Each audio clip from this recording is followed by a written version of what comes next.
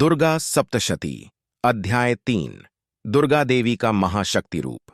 दुर्गा सप्तशती के तीसरे अध्याय में देवी दुर्गा के अद्भुत महाशक्ति रूप का वर्णन किया गया है, जिसमें उन्होंने असुरों के नायक महिषासुर के क्रूर सेनापतियों का वध किया।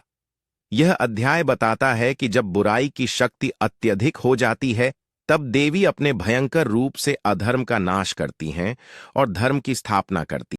ऋषि कहते हैं, दैत्यों की सेना को इस प्रकार तहस नहस होते देख महादैत्य सेनापति चिक्षुर क्रोध में भरकर देवी से युद्ध करने के लिए आगे बढ़ा। रणभूमि में वह असुर देवियों के ऊपर इस प्रकार बाणों की वर्षा करने लगा, जैसे बादल मेघगिरी के शिखर पर पानी की धार बरसा रहा हो। तब देवों ने अपने बाणों से उसके बाण समूह को अनायास ही काटकर उसके घोड़ों और सारथी को भी मार डाला। साथ ही उसके धनुष और अत्यंत ऊंची ध्वजा को भी तत्काल काट गिराया। धनुष कट जाने पर उन्होंने उसके अंगों को अपने बाणों से बांध डाला। धनुष अश्व घोड़े और सारथी के नष्ट हो जाने पर वह असुर ढाल और तलवार लेकर देवियों की ओर दौड़ा। उसने तीखी धार वाली तलवार से सिंह के मस्तक पर चोट की और फिर देवी पर बाईं भुजा से प्रहार किया। देवी के वहां पहुंचते ही उसकी तलवार टूट गई। फिर तो क्रोध से लाल आंखें करके उस राक्षस ने शूल हाथ में लिया और उसे भगवती भद्रकालिका की ओर चलाया। शूल आकाश में गिरते हुए सूर्यमंडल की भांति अपने तेज से प्रज्वलित हो उठा। उस शूल को अपनी ओर आता देख देवी ने भी शूल का प्रहार किया, जिससे राक्षस के शूल के सैकड़ों टुकड़े हो गए और साथ ही महादैत्य चिक्षुर की ध्वजाएं भी उड़ गईं। वह प्राणों से हाथ धो बैठा। महिध्वासुर के सेनापति चिक्षुर के मारे जाने पर देवताओं को पीड़ा देने वाला चारम हाथी पर चढ़कर आया। उसने भी देवी पर शक्ति का प्रहार किया, किंतु जगदंबा ने उसे अपने हुंकार से ही आहत कर दिया और वह तत्काल पृथ्वी पर गिर पड़ा। शक्ति टूटकर गिरते देख चामरक को बड़ा क्रोध हुआ। उसने शूल चलाया, किंतु देवी ने उसे भी अपने बाणों से काट डाला। तभी देवी का सिंह उछलकर हाथी के मस्तक पर चढ़ बैठा और उस दैत्य के साथ बाहुयुद्ध करने लगा। दोनों लड़ते लड़ते हाथी से पृथ्वी पर आ गए और अत्यंत क्रोध में भरकर एक दूसरे पर भयंकर प्रहार करने लगे। तत्पश्चात सिंह बड़े वेग से आकाश की ओर उछला और पंजों की मार से चामरक का सिर धड़ से अलग कर दिया। उधर उदय भी शिला और वृक्ष आदि की मार खाकर रणभूमि में देवी के हाथों मारा गया और कराल भी दांतों, मुक्कों और थप्पड़ों की चोट से धराशायी हो गया। क्रोध में भरी हुई देवी ने गदा की चोट से उद्दुत का कचूमर निकाल डाला। भिन्नपाल से वाक्कालक और बाणों से तापस और अष्टक को मौत के घाट उतार दिया। 3 नेत्रों वाली परमेश्वरी ने त्रिशूल से उग्र आयुध, उग्र वीर्य और महाहनु नामक दैत्यों को मार डाला। तलवार की चोट से विडालक का मस्तक काट गिराया और दुर्धर और दुर्मुख को बाणों से यमलोक भेज दिया। अपनी सेना का संहार होता देख महिषासुर ने भैंसे का रूप धारण कर लिया और देवी के गणों को त्रास देना आरंभ कर दिया। उसने किन्नरों को अपने थूथू और खुरों के प्रहार से मार डाला, कुछ को सींगों से विदीर्ण किया और सिंहनाद से आतंक फैलाया। इस प्रकार गणों की सेना को गिराकर वह असुर महादेव के सिंह को मारने के लिए झपटा, जिससे मां जगदंबा को बड़ा क्रोध आया। महिषासुर भी क्रोध में भरकर धरती को अपने सींगों से खोदने लगा और पर्वतों को उठाकर फेंकने लगा। उसके प्रचंड वेग से पृथ्वी हिलने लगी और फटने लगी।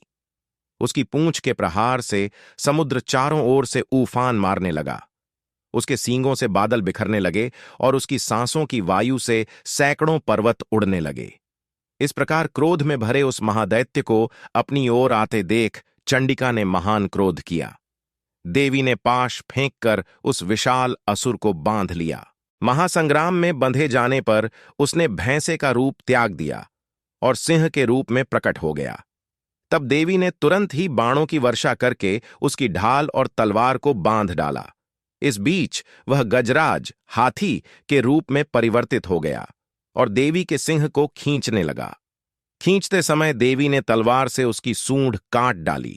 फिर वह महादैत्य भैंसे का रूप धारण करके फिर से तीनों लोकों को व्याकुल करने लगा। क्रोध में भरी हुई चंडिका ने फिर से उसे मारने के लिए शूल से प्रहार किया और अंततः उस महादैत्य का मस्तक काट गिराया। देवता अत्यंत प्रसन्न हुए, गंधर्व गाने लगे और अप्सराएं नृत्य करने लगीं। इस प्रकार श्री मार्कंडेय पुराण में महिषासुरवध नामक अध्याय पूर्ण हुआ।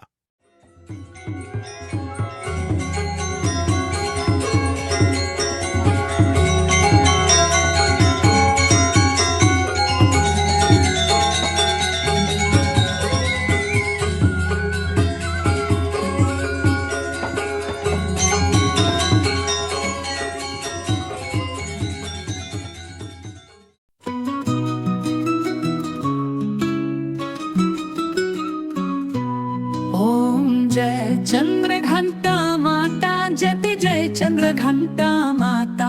सुर नर मुनि सब गाते, जयति जय चंद्र घंटा माता।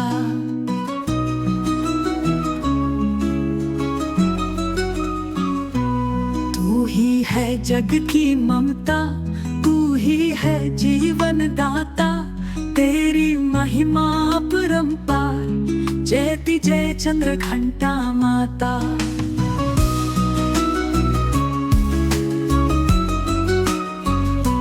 सिंह पर हो सवार, हाथों में त्रिशूल धार।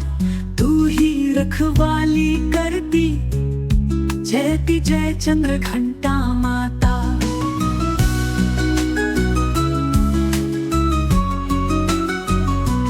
चंद्र का रूप निराला, देवी का रूप उजाला।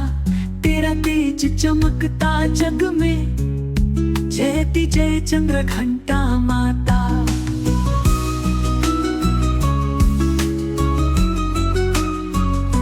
शक्ति का तू स्वरूप है, भक्तों का तू ही धूप है। तेरी आरती जो गाए, सब संकट मिट जाए। दुखियों का तू सहारा, भव सागर से पार उतारा। तेरी आराधना करूं मैं, जयति जय चंद्र घंटा माता।